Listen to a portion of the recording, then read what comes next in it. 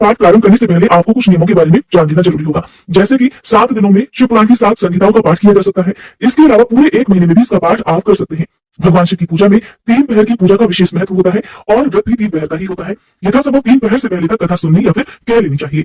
शिव पुराण का पाठ प्रारंभ करने से पहले भक्तों को सबसे पहले भगवान गणेश का ध्यान करना चाहिए। शिव पुराण में ऐसा वर्णन है कि कथा में आने वाले विघ्नों की निवृत्ति के लिए भगवान गणेश का पूजन अनिवार्य होता है। फिर कथा के स्वामी भगवान भोलेनाथ का पूजन करना चाहिए और पूरे शिव परिवार का भी पूजन या ध्यान करना चाहिए। अगर आपके पास शिव पुराण की पुस्तक है तो भक्ति भाव से आपको पुस्तक की भी पूजा करनी चाहिए। इसके बाद शांत और प्रसन्न मन से शिव पुराण की कथा का पाठ पढ़ना या सुनना चाहिए। अगर संभव हो तो हर अध्याय के बाद शिवलिंग पर जल अर्पित करना चाहिए, नहीं तो आप किसी भी सोमवार को शिवलिंग पर जल चढ़ा सकते हैं या रुद्राभिषेक भी आप कर सकते हैं। या जब शिव पुराण का पाठ पूरा हो जाए तब भी आप भगवान शिव को अपनी अपनी सामर्थ्य के अनुसार नैवेद्य अर्पित कर सकते हैं और शिवलिंग पर जल के साथ साथ कच्चा दूध, शहद आदि भी अर्पित कर सकते हैं। शिव पुराण की कथा पढ़ते या सुनते समय आपके मन में किसी भी तरह का कोई बुरा विचार नहीं आना चाहिए। कथा सुनने वाले भक्तों को किसी की बुराई नहीं करनी चाहिए। ऐसा करने से जो कथा सुनने का पुण्य है वो समाप्त हो जाता है। अपनी अपनी सामर्थ्य के अनुसार गरीब, रोगी, निर्धन जो भी आपके आसपास जरूरतमंद लोग होते हैं उनकी आप सहायता अवश्य करें। हो सके तो उन्हें भी आप शिव पुराण की कथा का कोई भी भाग जरूर सुनाएं। शिव पुराण की कथा सुनने या पढ़ने वाले भक्तों को दीपदान भी करना चाहिए। आप चाहे तो नियमित रूप से दीपदान कर सकते हैं या फिर हर सोमवार के दिन भी आप दीपदान कर सकते हैं। दीपदान आप कहां करेंगे? आसपास के शिव मंदिर में कर सकते हैं या अपने घर के मुख्य द्वार पर या आपके आसपास कोई भी बेल वृक्ष है तो वहां पर भी आप दीपदान कर सकते हैं। शिव पुराण 18 महापुराणों में से एक माना जाता है और कलयुग के पापों से मुक्ति दिलाने वाला शास्त्र है। इसीलिए भगवान शिव की कृपा पाने के लिए शिव महापुराण के श्रवण और वाचन का विशेष महत्व होता है। इस संपूर्ण सृष्टि का निर्माण भगवान शिव की इच्छा मात्र से ही हुआ है। अतः भगवान शिव की भक्ति करने वाले व्यक्ति को संसार की सभी वस्तुएं प्राप्त हो सकती हैं। भगवान शिव अपने भक्तों की सभी मनोकामनाएं पूर्ण करते हैं और उन पर बहुत जल्दी प्रसन्न हो जाते हैं। शिव पुराण के अनुसार नियमित रूप से शिवलिंग की पूजा करने वाले या भगवान शिव का ध्यान करने वाले भक्तों के जीवन में दुखों का सामना करने की शक्ति प्राप्त होती है और उनके जीवन के दुख दूर हो जाते हैं। शिव महापुराण में 11 खंड है, 7 संहिताएं हैं, 24,000 श्लोक है। विद्वेश्वर, रुद्र, शतरुद्री, कोटि रुद्री, उमा, कैलाश और वायु संहिता में शिव महापुराण वर्णित है और ये स्वयं भगवान शंकर द्वारा आख्यायित है। यानी कि शिव महापुराण का प्रवचन स्वयं भगवान शिव ने ही किया है। महर्षि वेदव्यास ने सनत कुमार मुनि के कहने पर इस पुराण को लिखा था। ऐसा माना जाता है कि मूल शिव महापुराण में श्लोकों की संख्या 1 लाख है, परंतु व्यास जी ने इसे 24,000 श्लोकों में संचित कर दिया है। पुराणों की संख्या के अनुसार शिव महापुराण का स्थान चौथा माना जाता है। शिव पुराण को समस्त पुराणों के माथे का तिलक माना गया है और जो भी भक्त प्रेम से आदर पूर्वक इसे पढ़ता है और सुनता है वह भगवान शिव का प्रिय होकर अंत में परम गति को प्राप्त होता है। शिव पुराण का संबंध शैव मत से है और इस पुराण में प्रमुख रूप से भगवान शिव की भक्ति और शिव महिमा का प्रचार प्रसार किया गया है। शैव मत अर्थात भगवान शिव को मानने वाले। ये बात तो सभी जानते हैं कि भगवान शिव बहुत जल्दी अपने भक्तों पर प्रसन्न हो जाते हैं और उनकी मनोकामनाएं पूर्ण करते हैं, लेकिन शिव पुराण में भगवान शिव के जीवन चरित्र पर प्रकाश डालते हुए उनके रहन सहन, उनके विवाह, उनके पुत्रों की उत्पत्ति के विषय में भी विशेष रूप से बताया गया है। भगवान शिव को संहारकर्ता के रूप में भी पूजा जाता है और उन्हें साफ जल या गंगा जल, बेलपत्र, कटीले और न खाए जाने वाले पौधों के फल जैसे कि धतूरा आदि अर्पित किया जाता है, जिससे वे बड़ी आसानी से अपने भक्तों पर प्रसन्न हो जाते हैं। भगवान शिव को बहुत ज्यादा सुंदर वेशभूषा और अलंकारों की भी जरूरत नहीं होती, क्योंकि वे तो औगर बाबा होते हैं। जटा जूटधारी, गले में लिपटे हुए नाग और रुद्राक्ष की मालाएं, शरीर पर बाघंबर, चिता की भस्म लगाए हुए, हाथ में त्रिशूल पकड़े हुए वे सारे विश्व को अपनी पदचाप और डमरू की कर्णभेदी ध्वनि से नचाते रहते हैं। इसीलिए उन्हें नटराज के रूप में भी पूजा जाता है। उनकी वेशभूषा से जीवन और मृत्यु का बोध होता है। शीश पर गंगा और चंद्र जीवन और कला के द्योत माने जाते हैं। भगवान शिव का एक नाम नीलकंठ भी है, क्योंकि समुद्र मंथन के समय जब देवता और असुरगण अद्भुत और बहुमूल्य रत्नों को अपने अधिकार में करने के लिए मरे जा रहे थे, तब कालकूट विष के बाहर निकलने से सभी पीछे हट गए। उसे ग्रहण करने के लिए कोई भी तैयार नहीं हुआ। तब भोलेनाथ ने ही उस महाविनाशक विष को अपने कंठ में धारण कर लिया, जिस कारण उनका कंठ नीला पड़ गया और तभी से उनका एक नाम नीलकंठ भी है। ऐसे परोपकारी और अपरिग्रही भगवान शिव का चरित्र वर्णित करने के लिए ही इस शिव पुराण की रचना की गई है। आइए अब स्मरण करते हैं शिव पुराण महात्म्य का, जिसमें शौनक जी के साधन विषय प्रश्न करने पर श्री सूत जी का उन्हें शिव पुराण की उत्कृष्ट महिमा सुनाने का वर्णन किया गया है। श्री शौनक जी ने पूछा, हे महाज्ञानी सूत जी, आप संपूर्ण सिद्धांतों के ज्ञाता हैं। हे प्रभु, मुझसे पुराणों की कथाओं के सार तत्व का विशेष रूप से वर्णन कीजिए। ज्ञान और वैराग्य सहित भक्ति से प्राप्त होने वाले विवेक की वृद्धि कैसे होती है तथा साधु पुरुष किस प्रकार अपने काम, क्रोध आदि मानसिक विकारों का निवारण करते हैं। इस घोर कलयुग में जीव प्रायः आसुर स्वभाव के हो गए हैं। उस जीव समुदाय को शुद्ध बनाने के लिए सर्वश्रेष्ठ उपाय क्या है? आप इस समय मुझे ऐसा कोई शाश्वत साधन बताइए जो कल्याणकारी वस्तुओं में भी सबसे उत्कृष्ट और परम मंगलमय हो तथा पवित्र करने वाले उपायों में भी सर्वोत्तम पवित्र कारक उपाय हो। हे तात, वह साधन ऐसा हो जिसके अनुष्ठान मात्र से ही अंतःकरण की विशेष शुद्धि हो जाए तथा उससे निर्मल मन वाले पुरुष को सदा के लिए भगवान शिव की प्राप्ति हो जाए। तब श्री सूत जी कहने लगे कि हे मुनिश्रेष्ठ शौनक जी, आप धन्य हो, क्योंकि आपके हृदय में पुराण कथा सुनने का विशेष प्रेम और लालसा है। इसलिए मैं शुद्ध बुद्धि से विचार कर आपसे परम उत्तम शास्त्र का वर्णन करता हूँ। हे वत्स, वह संपूर्ण शास्त्रों के सिद्धांत से संपन्न भक्ति आदि को बढ़ाने वाला और भगवान शिव को संतुष्ट करने वाला है। कानों के लिए रसायन अमृत स्वरूप तथा दिव्य है, तुम उसे श्रवण करो। हे मुनि, वह परम उत्तम शास्त्र है शिव पुराण, जिसका पूर्व काल में भगवान शिव ने ही प्रवचन किया था। यह काल रूपी सर्प से प्राप्त होने वाले महान त्रास का विनाश करने वाला उत्तम साधन है। गुरुदेव व्यास जी ने सनत कुमार मुनि का उपदेश पाकर बड़े आदर से संक्षेप में ही इस पुराण का प्रतिपादन किया है। इस पुराण के पठन पाठन का उद्देश्य है कलयुग में उत्पन्न होने वाले मनुष्यों के परम हित का साधन। ये शिव पुराण परम उत्तम शास्त्र है और इसे भूतल पर भगवान शिव का वांग्मय स्वरूप समझना चाहिए। सभी प्रकार से इसका सेवन करना चाहिए। इसका पठन और श्रवण सर्व साधन रूप है। इससे भगवान शिव की भक्ति पाकर श्रेष्ठतम स्थिति में पहुंचा हुआ मनुष्य शीघ्र ही शिव पद को प्राप्त कर लेता है। इसलिए संपूर्ण प्रयास करके मनुष्य ने इस पुराण को पढ़ने की इच्छा की है अथवा इसके अध्ययन को अभीष्ट साधन माना है। इसी तरह इसका प्रेम पूर्वक श्रवण भी संपूर्ण भगवांशित फलों को देने वाला है। भगवान शिव के इस पुराण को सुनने से मनुष्य सभी पापों से मुक्त हो जाता है और इस जीवन में बड़े बड़े उत्कृष्ट भोगों का उपभोग करके अंत में शिवलोक को प्राप्त कर लेता है। यह शिव पुराण नामक ग्रंथ 24,000 श्लोकों से युक्त है। इसकी 7 संहिताएं हैं और मनुष्य को चाहिए कि वह भक्ति, ज्ञान और वैराग्य से संपन्न हो, बड़े आदर से इसका श्रवण करे। जो हर दिन नियम से शिव पुराण को पढ़ता है या सुनता है वह पुण्यात्मा है और इसमें बिल्कुल भी संशय नहीं है। जो उत्तम बुद्धि वाला पुरुष अंत काल में भक्ति पूर्वक इस पुराण को सुनता है उस पर अत्यंत प्रसन्न हुए भगवान महेश्वर उसे अपना परम धाम प्रदान कर देते हैं। जो प्रतिदिन आदर पूर्वक इस शिव पुराण का पूजन करता है वह संसार में संपूर्ण भोगों को भोग कर अंत में भगवान शिव के पद को प्राप्त कर लेता है। जो प्रतिदिन आलस्य रहित होकर रेशमी वस्त्र आदि के वेष्टन से इस शिव पुराण का सत्कार करता है वह सदा सुखी रहता है। यह शिव पुराण निर्मल तथा भगवान शिव का सर्वस्व है। जो इस लोक और परलोक में भी सुख चाहता हो उसे आदर के साथ प्रयत्न पूर्वक इसका श्रवण अथवा पठन पाठन करना चाहिए। यह निर्मल और उत्तम शिव पुराण धर्म, अर्थ, काम और मोक्ष चारों पुरुषार्थों को देने वाला है। अतः सदा प्रेम पूर्वक इसका श्रवण और विशेष पाठ करना चाहिए। सूत जी महाराज श्री शौनक आदि ऋषियों को शिव महापुराण की कथा सुना रही है। श्री शौनक जी ने कहा, हे महाभाग सूत जी, आप धन्य है, परमार्थ तत्व के ज्ञाता है। आपने कृपा करके हम लोगों को ये बड़ी अद्भुत और दिव्य कथा सुनाई है। भूतल पर इस कथा के समान कल्याण का सर्वश्रेष्ठ साधन दूसरा और कोई नहीं है। ये बात हमने आज आपकी कृपा से निश्चय पूर्वक समझ ली। हे सूत जी, कलयुग में इस कथा के द्वारा कौन कौन से पापी शुद्ध होते हैं उन्हें कृपा पूर्वक बताइए और इस जगत को कृतार्थ कीजिए। तब श्री सूत जी कहने लगे, हे मुनि, जो मनुष्य पापी, दुराचारी, खल तथा काम, क्रोध आदि में निरंतर डूबे रहने वाले हैं वे भी इस पुराण के श्रवण पठन से अवश्य ही शुद्ध हो जाते हैं। इसी विषय में जानकर मुनि इस प्राचीन इतिहास का उदाहरण दिया करते हैं जिसके श्रवण मात्र से पापों का पूरी तरह से नाश हो जाता है। पहले समय की बात है, कहीं किरातों के नगर में एक ब्राह्मण रहा करता था जो ज्ञान में अत्यंत दुर्बल, दरिद्र, रस बेचने वाला तथा वैदिक धर्म से विमुख था। वह स्नान, संध्या आदि कर्मों से भ्रष्ट हो गया था और वैश्यवृत्ति में तत्पर रहा करता था। उसका नाम था देवराज। वो अपने ऊपर विश्वास करने वाले लोगों को ठगा करता था। उसने ब्राह्मणों, क्षत्रियों, वैश्यों, शूद्रों और दूसरों को भी अनेकों बहानों से मारकर उनका धन हड़प लिया था, परंतु उस पापी का थोड़ा सा भी धन कभी धर्म के काम में नहीं लगा था। वह विश्वगामी तथा सभी प्रकार से आचार और पथ भ्रष्ट था। एक दिन की बात है, वह घूमता घामता दैवयोग से प्रतिष्ठानपुर अर्थात जूसी प्रयाग में जा पहुंचा। वहां उसने एक शिवालय देखा जहां बहुत से साधु महात्मा एकत्रित हुए थे। देवराज उसी शिवालय में ठहर गया, किंतु वहां पर जाकर उस ब्राह्मण को ज्वर हो गया। उस ज्वर से अर्थात बुखार से उसको बहुत पीड़ा होने लगी। वहां एक ब्राह्मण देवता शिव पुराण की कथा सुना रही थी। ज्वर में पड़ा हुआ देवराज ब्राह्मण के मुखारबिंद से निकली हुई उस शिव कथा को निरंतर सुनता रहा। 1 मास के बाद वह ज्वर से अत्यंत पीड़ित होकर चल बसा। अब यमराज के दूत आए और उसे पाश से बांधकर बलपूर्वक यमपुरी में ले गए। इतने में ही शिवलोक से भगवान शिव के पार्षदगण वहां गए। उनके गौ रंग कर्पूर के समान उज्ज्वल थे, हाथ त्रिशूल से सुशोभित थे, उनके संपूर्ण अंग भस्म से उत्थासित थे और रुद्राक्ष की मालाएं उनके शरीर की शोभा बढ़ा रही थी। वे सब के सब क्रोधपूर्वक यमपुरी में गए और यमराज के दूतों को मार पीट कर बारंबार धमकाकर उन्होंने देवराज को उनके चंगुल से छुड़ा दिया और फिर अत्यंत अद्भुत विमान पर बिठाकर जब शिवदूत कैलाश पर्वत पर जाने के लिए तैयार हुए उस समय यमपुरी में बड़ा भारी कोलाहल मच गया। उस कोलाहल को सुनकर धर्मराज अपने भवन से बाहर आए। साक्षात दूसरे रुद्रों के समान प्रतीत होने वाले उन चारों दूतों को देखकर धर्मादि धर्मराज ने उनका विधिपूर्वक पूजन किया और ज्ञान दृष्टि से देखकर सारा वृतांत जान लिया। उन्होंने भय के कारण भगवान शिव के उन महात्मा दूतों से कोई बात ही नहीं पूछी, उल्टे उन सबकी पूजा और प्रार्थना की। तत्पश्चात वे शिवदूत कैलाश को चले गए। वहां पहुंचकर उन्होंने उस ब्राह्मण को दयासागर सांब शिव के हाथों में दे दिया। शौनक जी कहने लगे, हे महाभाग सूत जी, आप सर्वज्ञ हैं। हे महामते, आपकी कृपा प्रसाद से मैं बारंबार कृतार्थ हुआ। इस इतिहास को सुनकर मेरा मन अत्यंत आनंद में निमग्न हो रहा है।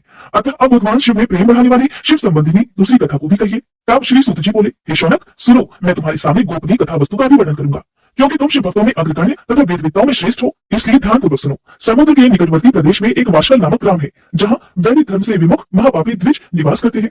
वे सब के सब बड़े दुष्ट हैं। उनका मन दूषित विषय भोगों में ही लगा रहता है। वे ना तो देवताओं पर विश्वास करते हैं, ना भाग्य पर। वे सभी कुटिल वृत्ति वाले हैं, किसानी करते और भांति भांति के घातक अस्त्र शस्त्र रखते हैं। वे व्यभिचारी और खल हैं। ज्ञान, वैराग्य तथा सद्धर्म का सेवन ही मनुष्य के लिए परम पुरुषार्थ होता है। इस बात को वे बिल्कुल भी नहीं जानते। वे सभी पशु बुद्धि वाले हैं और जहाँ के द्विज ऐसे हो वहां के अन्य वर्णों के विषय में कहा ही क्या जा सकता है। अन्य वर्णों के लोग भी उन्हीं की भांति कुत्सित विचार रखने वाले, स्वधर्म विमुख और खल है। द्विज अर्थात ब्राह्मण होता है। वे सभी कुकर्मों में लगे रहते और नित्य विषय भोगों में ही डूबे रहते हैं। वहां की सभी स्त्रियां भी कुटिल स्वभाव की, स्वेच्छाचारिणी, पापासक्त, कुत्सित विचार वाली और व्यभिचारिणी है। वे सत्य व्यवहार और सदाचार से सर्वथा शून्य है। इस प्रकार वहां दुष्टों का ही निवास है। उस वाशकर नामक गांव में किसी समय एक बिंदु नामधारी ब्राह्मण रहता था। वह बड़ा अधम था, दुरात्मा और महापापी था। फिर भी उसकी स्त्री बड़ी सुंदरी थी, तब भी वह कुमार्ग पर ही चलता था। उसकी पत्नी का नाम चंचुला था। वो सदा उत्तम धर्म के पालन में लगी रहती थी, तब भी उसे छोड़कर वह दुष्ट ब्राह्मण वेश्यागामी हो गया था। इस तरह कुकर्म में लगे हुए उस बिंदु के बहुत वर्ष बीत गए। उसकी पत्नी चंचुला काम से पीड़ित होने पर भी स्वधर्म नाश के भय से क्लेश सहकर भी दीर्घ काल तक धर्म से भ्रष्ट नहीं हुई। परंतु दुराचारी पति के आचरण से प्रभावित होकर आगे चलकर वह स्त्री भी दुराचारिणी हो गई। इस तरह दुराचार में डूबे हुए उन मूल चित्त वाले पति पत्नी का बहुत सारा समय ऐसे ही बीत गया। कुछ समय बाद किसी वेश्या का पति बना हुआ वह दूषित बुद्धि वाला दुष्ट ब्राह्मण बिंदुक समयानुसार मृत्यु को प्राप्त होकर नरक में जा पड़ा। बहुत दिनों तक नरक के दुख भोगकर वह मूल बुद्धि पापी विंध्य पर्वत पर भयंकर पिशाच बन गया। इधर उस दुराचारी पति बिंदुक के मर जाने पर वह मूल हृदय चंचुला बहुत समय तक पुत्रों के साथ अपने घर में ही रही। एक दिन की बात है, दैवयोग से किसी पुण्य पर्व के आने पर वह स्त्री भाई बंधुओं के साथ गोकर्ण क्षेत्र में गई।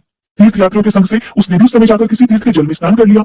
फिर वह स्नान करने के पश्चात मेला देखने की दृष्टि से और ऐसे भाव से अपने बंधुजनों के साथ यहाँ वहां घूमने लगी। घूमती घामती वो किसी देव मंदिर में पहुंच गई और वहां उसने एक दैवज्ञ ब्राह्मण के मुख से भगवान शिव की परम पवित्र और मंगलकारिणी उत्तम पौराणिक कथा सुनी। कथावाचक ब्राह्मण उस समय कह रहे थे कि जो स्त्रियां पर पुरुषों के साथ व्यभिचार करती है वे मरने के बाद जब यमलोक में जाती है तब यमराज के दूत उन्हें तपे हुए लोहों से दागते हैं। पौराणिक ब्राह्मण के मुख से ये वैराग्य बढ़ाने वाली कथा सुनकर चंचुला भय से व्याकुल होकर वहां कांपने लगी। जब कथा समाप्त हुई और सुनने वाले सभी लोग वहां से बाहर चले गए तब वह भयभीत नारी एकांत में शिव पुराण की कथा बांचने वाले उन ब्राह्मण देवता से कहने लगी। चंचुला कहने लगी, हे ब्राह्मण देवता, मैं अपने धर्म को नहीं जानती थी, इसलिए मेरे द्वारा बड़ा भारी दुराचार हुआ है। हे स्वामी, मेरे ऊपर अनुपम कृपा करके आप मेरा उद्धार कीजिए।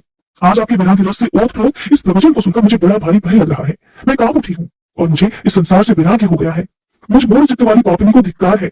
मैं सर्वथा निंदा के योग्य हूँ, कुत्सित विषयों में फंसी हुई हूँ और अपने धर्म से विमुख हो गई हूँ। हाय, न जाने किस किस घोर कष्टदायक दुर्गति में मुझे पड़ना पड़ेगा और वहां कौन बुद्धिमान पुरुष को मार्ग में मन लगाने वाली मुझ पापिनी का साथ देगा। मृत्यु काल में उन भयंकर यमदूतों को मैं कैसे देखूंगी? जब वे बलपूर्वक मेरे गले में फंदे डालकर मुझे बांधेंगे तब मैं कैसे धीरज धारण कर सकूंगी? नरक में जब मेरे शरीर के टुकड़े टुकड़े कर दिए जाएंगे उस समय विशेष दुख देने वाली उस महायातना को मैं वहां कैसे सह सकूंगी? हाय, मैं मारी गई, मैं जल गई, मेरा हृदय विदीर्ण हो गया और मैं सब प्रकार से नष्ट हो गई, क्योंकि मैं हर तरह से पाप में ही डूबी रही हूँ। हे ब्राह्मण, अब आप ही मेरे गुरु, आप ही मेरी माता और आप ही मेरे पिता है। आपकी शरण में आई हुई मुझ दीन अबला का आप ही उद्धार कीजिए, केवल आप ही उद्धार कीजिए। श्री सूत जी कहते हैं, हे शौनक, इस प्रकार खेद और वैराग्य से युक्त हुई चंचुला ब्राह्मण देवता के दोनों चरणों में गिर पड़ी। तब उन बुद्धिमान ब्राह्मण ने कृपापूर्वक उसे उठाया और इस प्रकार कहा। वह ब्राह्मण कहने लगे, हे नारी, सौभाग्य की बात है कि भगवान शंकर की कृपा से शिव पुराण की वैराग्य युक्त कथा को सुनकर तुम्हें समय पर चेत हो गया है। हे ब्राह्मण पत्नी, तुम डरो मत, भगवान शिव की शरण में जाओ। शिव की कृपा से सारा पाप तत्काल नष्ट हो जाता है। मैं तुमसे भगवान शिव की कीर्ति कथा से युक्त उस परम वस्तु का वर्णन करूंगा जिससे तुम्हें सदा सुख देने वाली उत्तम गति प्राप्त हो सकेगी। शिव की उत्तम कथा सुनने मात्र से ही तुम्हारी बुद्धि इस तरह पश्चाताप से युक्त और शुद्ध हो गई है, साथ ही तुम्हारे मन में विषयों के प्रति वैराग्य भी हो गया है। पश्चाताप ही पाप करने वाले पापियों के लिए सबसे बड़ा प्रायश्चित होता है। सब पुरुषों ने सभी के लिए पश्चाताप को ही समस्त पापों का शोधक बताया है। पश्चाताप से ही पापों की शुद्धि होती है। जो पश्चाताप करता है वही वास्तव में पापों का प्रायश्चित भी करता है, क्योंकि सत्पुरुषों ने समस्त पापों की शुद्धि के लिए प्रायश्चित का ही उपदेश किया है। वह सभी पश्चाताप से संपन्न हो जाता है। जो पुरुष विधि पूर्वक प्रायश्चित करके निर्भय हो जाता है पर अपने को कर्म के लिए पश्चाताप नहीं करता, उसे प्रायः उत्तम गति प्राप्त नहीं होती। परंतु जिसे अपने को कृत्य पर हार्दिक अर्थात दिल से पश्चाताप होता है वह अवश्य उत्तम गति का भागीदार होता है, इसमें कोई संशय नहीं। इस शिव पुराण की कथा सुनने से जैसी चित्त शुद्धि होती है वैसी दूसरे उपायों से नहीं हो पाती। जैसे दर्पण साफ करने पर निर्मल हो जाता है, ठीक उसी प्रकार इस शिव पुराण की कथा से मन भी अत्यंत शुद्ध हो जाता है, इसमें कोई संशय नहीं। मनुष्य के शुद्ध चित्त में जगदम्बा पार्वती सहित भगवान शिव विराजमान रहते हैं। इससे वह विशुद्धात्मा पुरुष श्री सांब सदाशिव के पद को प्राप्त होता है। इस उत्तम कथा का श्रवण समस्त मनुष्यों के लिए कल्याण का बीज है, अतः यथोचित मार्ग से इसकी आराधना अथवा सेवा करनी चाहिए। यह भवबंधन रूपी रोगों का नाश करने वाली है। भगवान शिव की कथा को सुनकर फिर अपने हृदय में उसका मनन और निधिध्यासन करना चाहिए। इससे मन पूर्णतया शुद्ध हो जाता है। मन की शुद्धि होने से महेश्वर की भक्ति अपने दोनों पुत्रों अर्थात ज्ञान और वैराग्य के साथ निश्चय ही प्रकट होती है। तत्पश्चात महेश्वर के अनुग्रह से दिव्य मुक्ति प्राप्त होती है, इसमें कोई संशय नहीं। जो मुक्ति से वंचित है उसे पशु समझना चाहिए, क्योंकि उसका मन माया के बंधन में आसक्त है। वह निश्चय ही संसार बंधन से मुक्त नहीं हो पाता। हे ब्राह्मण पत्नी, इसलिए तुम विषयों से मन को हटा लो और भक्तिभाव से भगवान शंकर की इस परम पावन कथा को सुनो। परमात्मा शंकर की इस कथा को सुनने से तुम्हारे मन की शुद्धि होगी और इससे तुम्हें मोक्ष की प्राप्ति हो जाएगी। जो निर्मल मन से भगवान शिव के चरणार बिंदुओं का चिंतन करता है उसका एक ही जन्म में मुक्ति हो जाती है। ये मैं तुमसे सत्य कहता हूँ। सूत जी कहते हैं, हे शौनक जी, इतना कहकर विश्रेष्ठ शिवभक्त चुप हो गए। उनका हृदय करुणा से आर्द्र हो गया। वे शुद्ध चित्त भगवान शिव के ध्यान में ही मगन हो गए। तदंतर बिंदुक की पत्नी चंचला मन ही मन प्रसन्न हो उठी। ब्राह्मण का उक्त उपदेश सुनकर उसके नेत्रों में आनंद के आंसू छलक आए थे। वह ब्राह्मण पत्नी चंचला हर्ष भरे हृदय से उस श्रेष्ठ ब्राह्मण के दोनों चरणों में गिर पड़ी और हाथ जोड़कर कहने लगी, हे ब्राह्मण देवता, मैं कृतार्थ हो गई। तत्पश्चात उठकर वैराग्य युक्त उत्तम बुद्धि वाली वह स्त्री जो अपने पापों के कारण बड़ी भयभीत थी और महान शिवभक्त ब्राह्मण से हाथ जोड़कर गदगद वाणी में कहने लगी, हे ब्राह्मण, शिव भक्तों में श्रेष्ठ स्वामिन, आप धन्य है, परमार्थदर्शी है और सदा परोपकार में लगे रहते हैं, इसलिए श्रेष्ठ साधु पुरुषों में प्रशंसा के योग्य भी है। हे साधु, मैं नरक के समुद्र में गिर रही हूँ, आप मेरा उद्धार कीजिए, आप कृपया मेरा उद्धार कीजिए। पौराणिक अर्थ तत्व से संपन्न जिस सुंदर शिव पुराण की कथा को सुनकर मेरे मन में संपूर्ण विषयों से विराग उत्पन्न हो गया। उसी इस शिव पुराण की कथा को सुनने के लिए इस समय मेरे मन में बड़ी श्रद्धा हो रही है। सूत जी कहते हैं, ऐसा कहकर हाथ जोड़कर उनका अनुग्रह पाकर चंचुला उस शिव पुराण की कथा को सुनने की इच्छा मन में लिए उन ब्राह्मण देवता की सेवा में तत्पर वहां रहने लगी। तदंतर शिव भक्तों में श्रेष्ठ और शुद्ध बुद्धि वाले उन ब्राह्मण देवता ने उसी स्थान पर उस स्त्री को शिव पुराण की उत्तम कथा सुनाई। इस प्रकार उस गोकर्ण नामक महाक्षेत्र में उन्हीं श्रेष्ठ ब्राह्मण से उसने शिव पुराण की परम उत्तम कथा सुनी, जो भक्ति, ज्ञान और वैराग्य को बढ़ाने वाली तथा मुक्ति देने वाली है। उस परम उत्तम कथा को सुनकर वह ब्राह्मण पत्नी अत्यंत कृतार्थ हो गई। उसका मन शीघ्र ही शुद्ध हो गया और फिर भगवान शिव के अनुग्रह से उसके हृदय में शिव के सगुण रूप का चिंतन होने लगा। इस प्रकार उसने भगवान शिव में लगी रहने वाली उत्तम बुद्धि पाकर भगवान शिव के सच्चिदानंदमय स्वरूप का बारंबार चिंतन प्रारंभ किया। तत्पश्चात समय के पूरे होने पर भक्ति, ज्ञान और वैराग्य से युक्त हुई चंचुला ने अपने शरीर को बिना किसी कष्ट के त्याग दिया। इतने में ही त्रिपुर शत्रु भगवान शिव का भेजा हुआ एक दिव्य विमान द्रुत गति से वहां पहुंचा, जो उनके अपने गणों से संयुक्त और भांति भांति के शोभा साधनों से संपन्न था। चंचुला उस विमान पर आरूढ़ हो गई अर्थात विराजमान हो गई और भगवान शिव के श्रेष्ठ पार्षदों ने उसे तत्काल शिवपुरी में पहुंचा दिया। उसके सारे कलह क्लेश, उसके सारे पाप धुल चुके थे। वह दिव्य रूप धारिणी दिव्यांगना हो गई थी। उसके दिव्य अवयव उसकी शोभा बढ़ा रहे थे। मस्तक पर अर्धचंद्र का मुकुट धारण किए हुए वे गौरांगी देवी शोभाशाली दिव्य आभूषणों से विभूषित थी। शिवपुरी में पहुंचकर उसने सनातन देवता त्रिनेत्रधारी महादेव जी को देखा। सभी मुख्य देवतागणों की सेवा में खड़े हुए थे। गणेश जी, भृंगी, नंदीश्वर तथा वीरभद्रेश्वर आदि उनकी सेवा में उत्तम भक्तिभाव से उपस्थित थे। उनकी अंग कांति करोड़ों सूर्यों के समान प्रकाशित हो रही थी। कंठ में नील चिन्ह शोभा पा रहा था। 5 मुख और प्रत्येक मुख में 3-3 नेत्र थे। मस्तक पर अर्धचंद्राकार मुकुट शोभा बढ़ा रहा था। उन्होंने अपने वामांग भाग में गौरी देवी को बिठा रखा था, जो विद्युत पुंज के समान प्रकाशित थी। गौरीपति महादेव जी की कांति कपड़ों के समान गौर थी। उनका सारा शरीर श्वेत भस्म से भासित था। शरीर पर श्वेत वस्त्र शोभा पा रहे थे। इस प्रकार परम उज्जवल भगवान शंकर का दर्शन करके वह ब्राह्मण पत्नी चंचुला बहुत प्रसन्न हुई। अत्यंत प्रीतियुक्त होकर उसने बड़ी उतावली के साथ भगवान को बारंबार नतमस्तक होकर प्रणाम किया और फिर हाथ जोड़कर वह बड़ी प्रेम, आनंद और संतोष से युक्त होकर विनीत भाव से खड़ी हो गई। उसके नेत्रों से आनंदाश्रुओं की अविरल धारा बहने लगी तथा संपूर्ण शरीर में रोमांच उठा। उस समय भगवती पार्वती और भगवान शंकर ने उसे बड़ी करुणा के साथ अपने पास बुलाया और सौम्य दृष्टि से उसकी ओर देखा। पार्वती जी ने तो दिव्य रूप धारिणी बिंदुक प्रिया चंचुला को प्रेम पूर्वक उसी क्षण अपनी सखी बना लिया। वह उस परमानंद घन ज्योति स्वरूप सनातन धाम में अविचल निवास पाकर दिव्य सौख्य से संपन्न होकर अक्षय सुख का अनुभव करने लगी। सूत जी कहने लगे, हे शौनक, एक दिन परमानंद में निमग्न हुई चंचुला ने उमा देवी के पास जाकर प्रणाम किया और दोनों हाथ जोड़कर वह उनकी स्तुति करने लगी। चंचुला इस प्रकार कहने लगी, हे गिरिराज नंदिनी, स्कंद माता उमे, मनुष्य ने सदा ही आपका भक्ति पूर्वक पूजन किया है। समस्त सुखों को देने वाली शंभु प्रिय आप ब्रह्म स्वरूपिणी है। विष्णु और ब्रह्मा आदि देवताओं द्वारा सेवित है। आप ही सगुणा और निर्गुणा है तथा आप ही सूक्ष्म सच्चिदानंद स्वरूपिणी आद्या प्रकृति है। आप ही संसार की सृष्टि, पालन और संहार करने वाली है। तीनों गुणों का आश्रय भी आप ही है। ब्रह्मा, विष्णु और महेश्वर, इन तीनों देवताओं का आवास स्थान तथा उनकी उत्तम प्रतिष्ठा करने वाली पराशक्ति आप ही है। सूत जी कहते हैं, हे शौनक जी, जिसे सदगति प्राप्त हो चुकी थी वह चंचुला इस प्रकार महेश्वर पत्नी उमा जी की स्तुति करके सिर झुकाए चुप हो गई। उसके नेत्रों में प्रेम के आंसू उमड़ आए। तब करुणा से भरी हुई शंकर प्रिया भक्त वत्सला देवी पार्वती ने चंचुला को संबोधित करके बड़े प्रेम से इस प्रकार कहा। देवी पार्वती कहने लगी, हे सखी चंचुली, हे सुंदरी, मैं तुम्हारी की हुई इस स्तुति से बहुत प्रसन्न हूँ। बोलो, क्या वर मांगती हो? तुम्हारे लिए मुझे कुछ भी अदेय नहीं है। देवी पार्वती की बात सुनकर चंचुला कहने लगी, हे निष्पाप गिरिराज कुमारी, मेरे पति बिंदु किस समय कहाँ है, उनकी कैसी गति हुई है कि मैं नहीं जानती। हे कल्याणमयी दीनवत्सली, मैं अपने उन पतिदेव से जिस प्रकार संयुक्त हो सकूं वैसा ही उपाय कीजिए। हे महेश्वरी, हे महादेवी, मेरे पति एक शुद्ध जाति वेश्या के प्रति आसक्त थे और पाप में ही डूबे रहते थे। उनकी मृत्यु मुझसे पहले ही हो गई थी। अब न जाने में किस गति को प्राप्त हुए, मुझे कुछ नहीं पता। गिरिजा बोली, हे बेटी, तुम्हारा बिंदुक नाम वाला पति बड़ा पापी था। उसका अंतःकरण बड़ा ही दूषित था। वेश्या का उपभोग करने वाला वह महामूढ़ मरने के बाद नरक में पड़ा। अगणित वर्षों तक नरक में नाना प्रकार के दुख रोककर वह पापात्मा अपने शेष पाप को भोगने के लिए विंध्य पर्वत पर पिशाच बना हुआ है और इस समय वह पिशाच अवस्था में ही है और नाना प्रकार के क्लेश और कष्ट उठा रहा है। वह दुष्ट वही वायु पीता रहता है और सदा सब प्रकार के कष्ट सहता रहता है। सूत जी कहने लगे, हे शौनक जी, गौरा देवी की ये बात सुनकर उत्तम व्रत का पालन करने वाली चंचुला उस समय पति के महान दुख से दुखी हो गई। फिर अपने मन को स्थिर करके उस ब्राह्मण पत्नी ने व्यथित हृदय से महेश्वरी को प्रणाम करके पुनः पूछा, हे महेश्वरी, हे महादेवी, मुझ पर कृपा कीजिए और दूषित कर्म करने वाले मेरे उस दुष्ट पति का अब उद्धार कर दीजिए। हे देवी, कुत्सित बुद्धि वाले मेरे उस पापात्मा पति को किस उपाय से उत्तम गति प्राप्त हो सकती है, ये शीघ्र बतलाइए, आपको नमस्कार है। देवी पार्वती कहने लगी, हे सखी, यदि तुम्हारा पति शिव पुराण की पुण्यमयी उत्तम कथा सुन ले तो सारी दुर्गति को पार करके वह उत्तम गति का भागीदार बन सकता है। अमृत के समान मधुर अक्षरों से युक्त गौरा देवी के यह वचन आदर पूर्वक सुनकर चंचुला ने हाथ जोड़कर और अपना शीश झुकाकर उन्हें बारंबार प्रणाम किया और अपने पति के समस्त पापों की शुद्धि तथा उत्तम गति की प्राप्ति के लिए पार्वती देवी से ये प्रार्थना की कि मेरे पति को शिव पुराण सुनाने की व्यवस्था होनी चाहिए।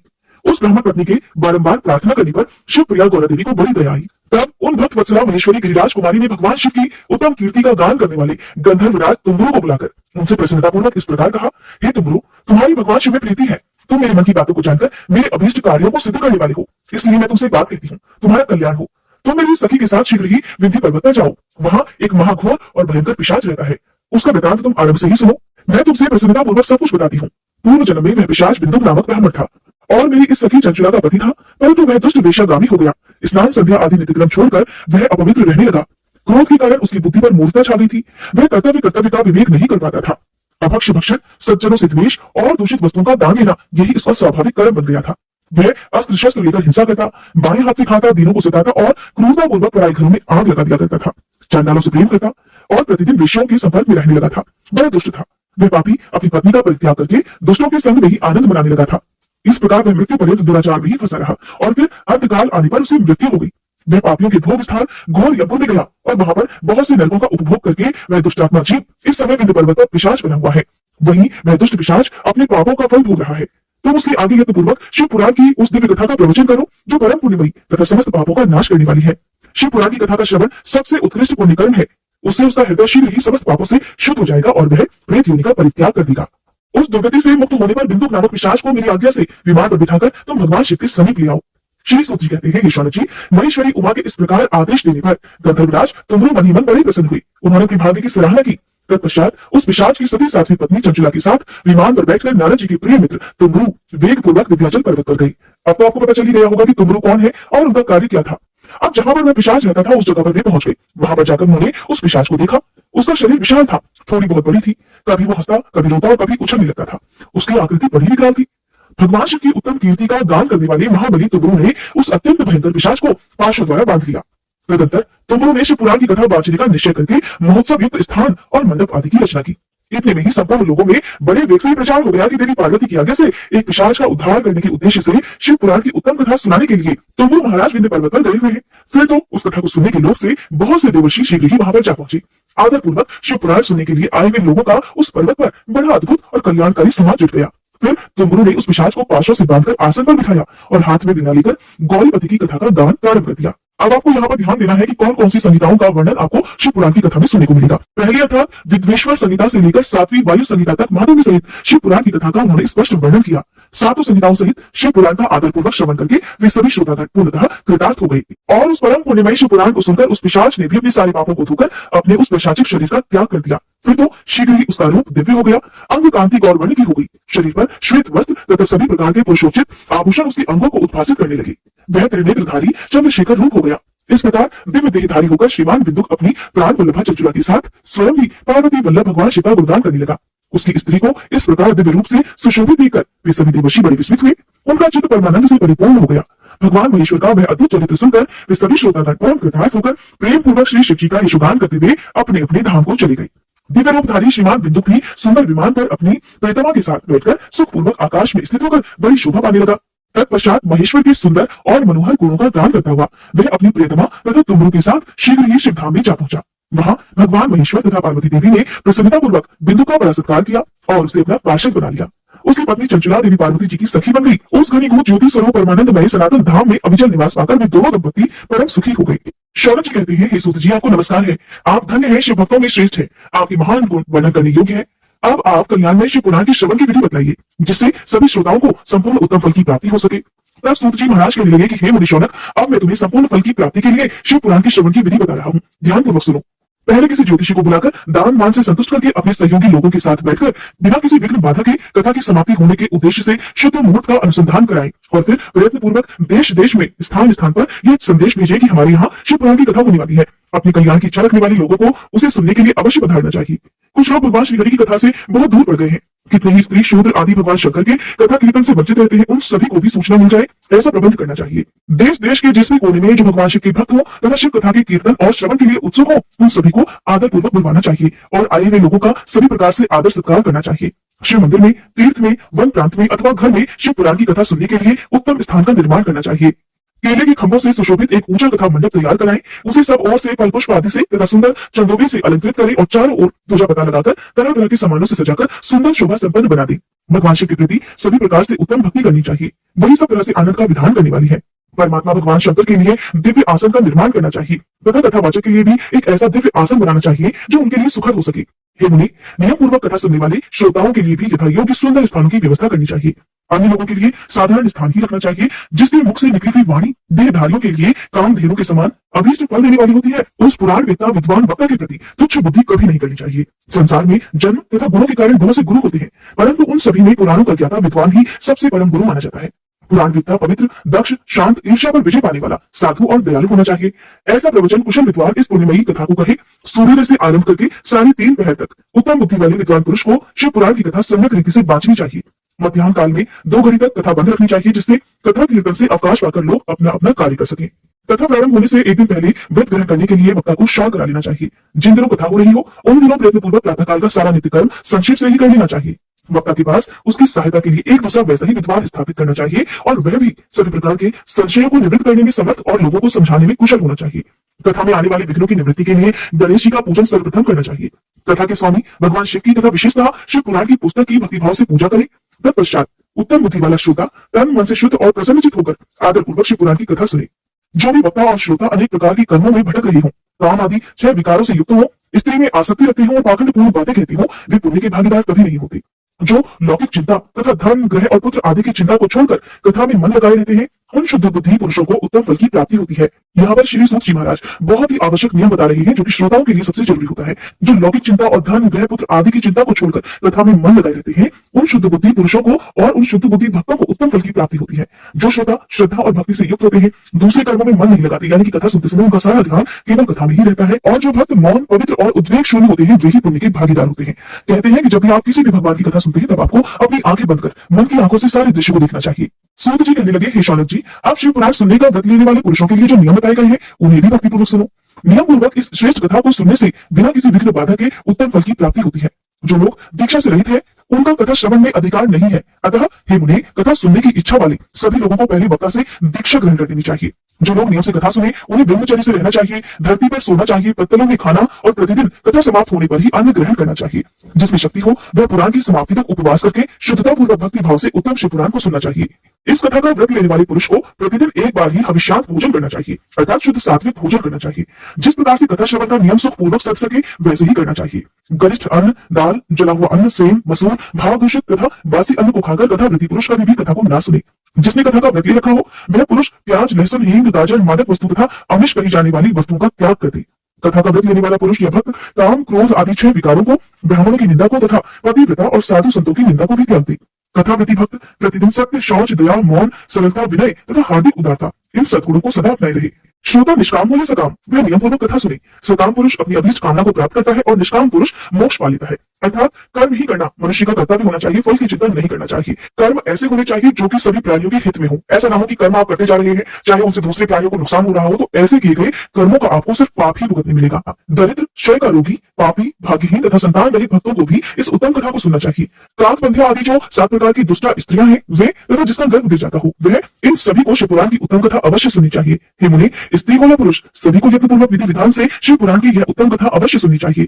हे महर्षि, इस तरह शिव पुराण की कथा के पाठ और श्रवण संबंधी यज्ञोत्सव की समाप्ति होने पर श्रोताओं को भक्ति और प्रयत्न पूर्वक भगवान शिव की पूजा की भांति पुराण पुस्तक की भी पूजा करनी चाहिए। तदंतर विधि पूर्वक वक्ता का भी पूजन करना आवश्यक है। पुस्तक को आच्छादित करने के लिए अर्थात ढकने के लिए नवीन और सुंदर बस्ता बनावे, उसे बांधने के लिए दृढ़ और दिव्य डोरी लगानी चाहिए, फिर उसका विधिवत पूजन करना चाहिए। हे मुनि श्रेष्ठ, इस प्रकार महान उत्सव के साथ पुस्तक और वक्ता की विधिवत पूजा करके वक्ता की सहायता के लिए स्थापित किए हुए पंडित जी का भी उसी के अनुसार धन आदि के द्वारा उससे कुछ ही कम सत्कार करना चाहिए। वहां आए हुए ब्राह्मणों को अन्न, धन आदि का दान करना चाहिए। साथ ही गीत, वाद्य और नृत्य आदि के द्वारा महान उत्सव की रचना करनी चाहिए। हे शौनक जी, यदि श्रोता विरक्त हो तो उसके लिए कथा समाप्ति के दिन विशेष रूप से उस गीता का पाठ करना चाहिए जिसे श्री रामचंद्र जी के प्रति भगवान शिव ने कहा था।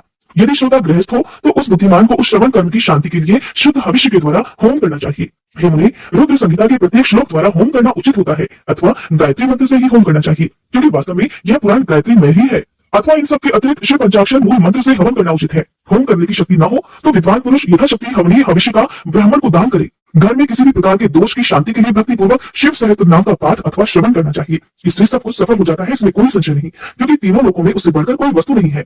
कथा श्रवण संबंधी व्रत की पूर्णता की सिद्धि के लिए 11 ब्राह्मणों को मधु मिश्रित खीर का भोजन कराना चाहिए और उन्हें दक्षिणा देनी चाहिए। हे मुने, यदि शक्ति हो तो 3 तोले सोने का एक सुंदर सिंहासन बनवाएं और उस पर उत्तम अक्षरों में लिखी अथवा लिखवाई गई शिव पुराण की पोथी विधिपूर्वक स्थापित करनी चाहिए।